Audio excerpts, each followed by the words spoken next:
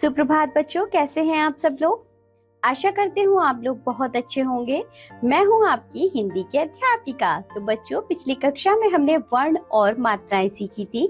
आज हम पढ़ेंगे पाठ नंबर 3, जिसका नाम है शब्द और वाक्य यानी कि वर्ड एंड सेंटेंस। तो चलिए बच्चों, इन्हें पढ़ना शुरू करते हैं। सबसे पहले जानिए शब्द यानी कि वर्ण क्या होते हैं। दो या दो से अधिक ध्वनियों यानी कि वर्णों के मेल से बने सार्थक ध्वनि समूह वर्ण समुदाय को शब्द कहते हैं। जैसे कि बच्चों यहाँ देखो, आपको सूरज दिया गया है। स जमा उ जमा र जमा य जमा अ, यह क्या बना? सूर्य। इसी तरह ये देखो, एक लड़की है। लो जमा ओ जमा रो जमा ओ जमा को जमा ई, लड़की। और यह है बच्चों टोकरी, जो कि बना है टो जमा ओ जमा को जमा ओ जमा र जमा ई, यानी कि इन वर्णों के मेल से बन रहा है शब्द। यहाँ हम यही जानने की कोशिश कर रहे हैं। यहाँ देखो, पेड़, प जमा ए जमा ड जमा अ, पेड़। इन ध्वनियों को, इन वर्णों को जोड़ने के बाद बच्चों शब्दों का निर्माण हो रहा है। ऊपर दिए गए, यहाँ देखो, ऊपर दिए गए शब्द वर्णों के मेल से बने हैं। इनका उच्चारण करने से इनका अर्थ भी स्पष्ट हो जाता है। यहाँ यह भी ध्यान रखना चाहिए कि वर्णों के सही मेल से ही शब्द का निर्माण होता है। वर्णों के गलत मेल से बने शब्द का कोई अर्थ नहीं निकलता। अतः वर्णों के गलत मेल को शब्द नहीं कहा जा सकता। तो बच्चों, इस बात से आप क्या समझे? इसका यह अर्थ है बच्चों, जैसे कि हम चलिए एक उदाहरण लेते हैं। क जमा ओ जमा, आप ऐसे समझिए, का जमा ला जमा मा, क्या बना? कलम बना। अब मैंने इन वर्णों का क्रम पलट दिया। यदि क जमा मा जमा ला कमल हो गया, तो बच्चों इसका भी अर्थ निकल रहा है कमल माने फूल, कलम माने पेन। और साथ ही साथ बच्चों, यदि मैं कहूँ मा जमा ला जमा का मलक, इनका फिर से मैंने क्रम जब पलटा है, तो बच्चों क्या मलक शब्द का कोई अर्थ निकल रहा है? तो जब कोई अर्थ ही नहीं निकल रहा तो इसको शब्द नहीं कहा जाएगा। बच्चों, जो वर्ण होते हैं उसको हमें इस क्रम से रखना होता है ताकि उससे बनने वाला जो शब्द है वह एक अर्थ दे। जब वह कोई अर्थ देगा, वर्णों के मेल से बना शब्द, तभी वह शब्द कहलाएगा, अन्यथा उसको शब्द नहीं कहा जाएगा। चलिए आगे बढ़ते हैं और अब हम पढ़ेंगे शब्दों का वर्गीकरण यानी कि क्लासिफिकेशन ऑफ वर्ड्स। शब्दों का वर्गीकरण मुख्य रूप से 3 आधारों पर किया जाता है। उत्पत्ति के आधार पर, रचना यानी बनावट के आधार पर और प्रयोग के आधार पर। तो सबसे पहले हम पढ़ेंगे उत्पत्ति के आधार पर। उत्पत्ति के आधार पर शब्द 4 प्रकार के होते हैं बच्चों। तत्सम शब्द, तद्भव शब्द, देशज शब्द और विदेशी शब्द। आइए इन्हें एक-एक करके पढ़ते हैं। सबसे पहले देखिए तत्सम शब्द। संस्कृत भाषा के वे शब्द जो हिंदी में भी अपने मूल रूप में उपयोग किए जाते हैं तत्सम शब्द कहलाते हैं, जैसे कि अग्नि, सूर्य, नदी, प्रकाश, जल, क्षण, आनंद आदि। यहाँ है बच्चों तद्भव शब्द। संस्कृत भाषा के वे शब्द जो हिंदी भाषा में अपना रूप बदलकर उपयोग किए जाते हैं तद्भव शब्द कहलाते हैं, जैसे कि दूध, दही, मिठाई, घी, आग आदि। देशज शब्द स्थानीय बोलियों से हिंदी भाषा में ग्रहण किए गए शब्दों को देशज शब्द कहते हैं, जैसे लोटा, पगड़ी, झाड़ू, ठोकर, खिड़की आदि।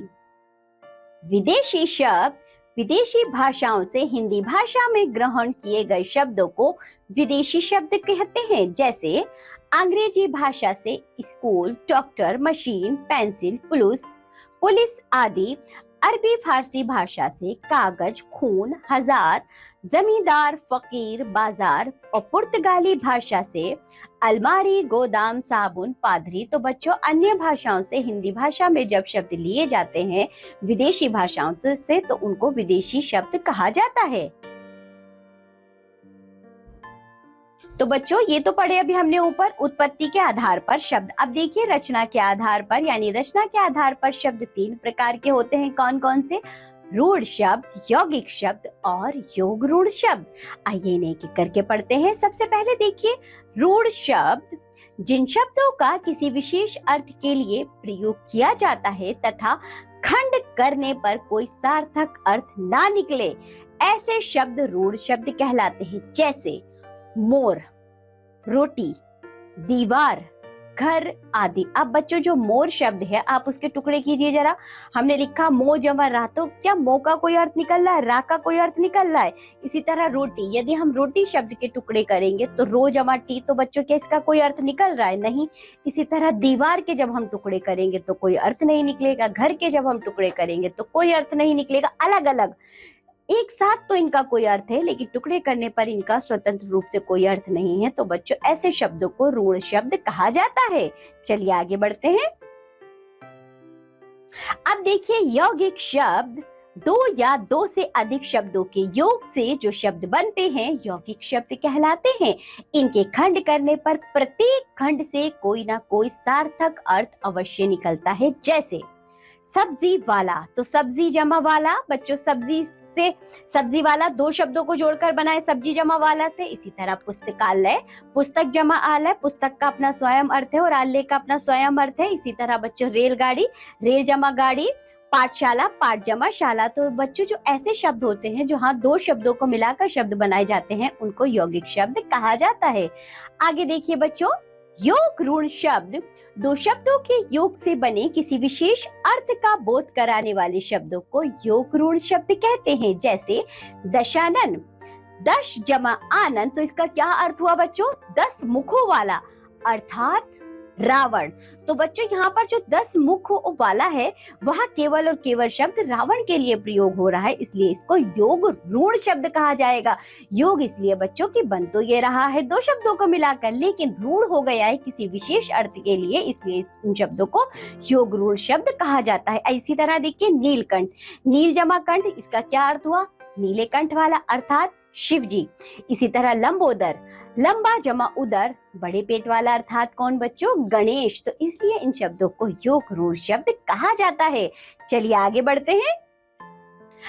अब हम पढ़ेंगे प्रयोग के आधार पर। प्रयोग के आधार पर शब्द दो प्रकार के होते हैं, विकारी शब्द और अविकारी शब्द। सबसे पहले जानिए बच्चों विकारी शब्द, जिन शब्दों में लिंग, वचन, कारक के अनुसार परिवर्तन आ जाता है उन्हें विकारी शब्द कहते हैं। संज्ञा, सर्वनाम, क्रिया, विशेषण विकारी शब्द हैं। जैसे कि बच्चों जितनी भी संज्ञा शब्द हैं, सर्वनाम शब्द हैं, क्रिया शब्द हैं, विशेषण शब्द हैं, वह सभी विकारी शब्द हैं क्योंकि उनमें परिवर्तन आ जाता है। जैसे हमने कहा बच्चों लड़का खा रहा है, तो बच्चों लड़की खा रही है। लड़का से लिंग में हमने परिवर्तन किया, लड़की हुआ, तो खा रहा की जगह खा रही हो गया बच्चों, क्रिया में परिवर्तन आ गया। इसी तरह बच्चों जिन शब्दों में संज्ञा, सर्वनाम, विशेषण और क्रिया वाले जो शब्द होते हैं जिनमें परिवर्तन आता है उन शब्दों को क्या कहा जाता है बच्चों, विकारी शब्द कहा जाता है। इसी तरह देखिए अविकारी शब्द, जिन शब्दों में लिंग, वचन, कारक के अनुसार कोई परिवर्तन नहीं होता उन्हें अविकारी शब्द कहते हैं।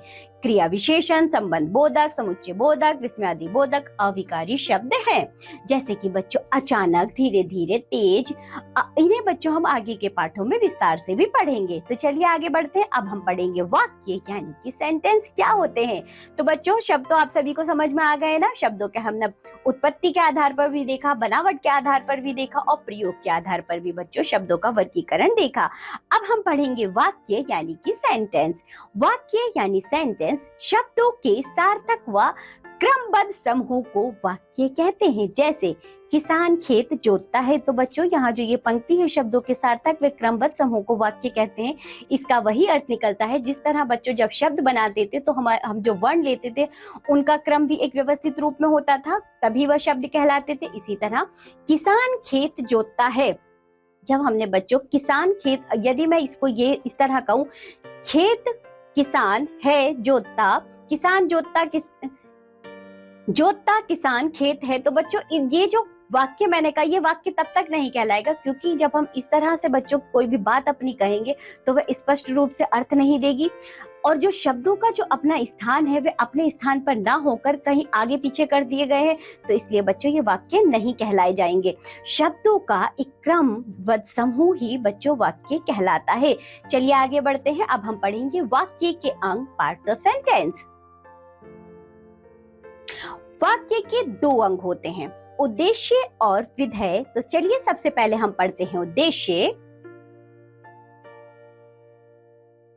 उद्देश्य यानी कि सब्जेक्ट, वाक्य में जिसके विषय में कुछ कहा जाता है उसे उद्देश्य कहते हैं। जैसे मछलियां तालाब में तैर रही हैं। तो बच्चों पहले आप ये बताइए, जो मैंने कहा मछलियां तालाब में तैर रही है, तो किसके बारे में बात हो रही है? यहाँ मछलियों के बारे में। मछलियां यहाँ पर कर्ता के रूप में प्रयोग है। वाक्य में मछलियां उद्देश्य हैं। उद्देश्य को कर्ता भी कहा जाता है क्योंकि वाक्य में उद्देश्य ही कार्य करने वाला होता है। तो बच्चों आप इस तरह समझिए, वाक्य में जो उद्देश्य होता है वे काम का करने वाला यानी कि कर्ता कहलाता है। अब देखिए विधेय यानी कि प्रेडिकेट, ये क्या होता है?